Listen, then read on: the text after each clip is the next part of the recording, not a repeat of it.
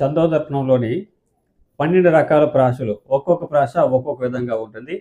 ఈ 12 రకాలైనటువంటి ప్రాసలు కొంచెం కష్టతరంగా ఉంటాయి. ఇప్పుడు చెప్పే ప్రాసలు 6 ప్రాసలు ఒకే వీడియోలో పూర్తి చేయడానికి ప్రయత్నం చేస్తాను. దయచేసి స్కిప్ చేయకుండా చూడండి. షడ్విధ ప్రాసలు. షడ్విధములు అంటే మనకు తెలుసు 6 రకాలు. కాబట్టి షడ్విధ ప్రాసలు, ఈ 6 రకాల ప్రాసలు దేనిని అనుసరించి ఉంటాయంటే శబ్దాలంకార విశేషాన్ని బట్టి ఉంటాయి. శబ్దాలంకారం తెలుసు కదా, మనకి అర్థం సంబంధం లేదు, కేవలం శబ్దమే. శబ్దం ఎలా వస్తుంది అంటే మనకు ఒక రిథమిక్గా ఒకే అక్షరం కానీ పదం కానీ మాటిమాటికి రిపీట్ అవుతూ ఉంటాయి. అంటే అలంకారం మనకి అర్థాలంకారాలు, శబ్దాలంకారాలు.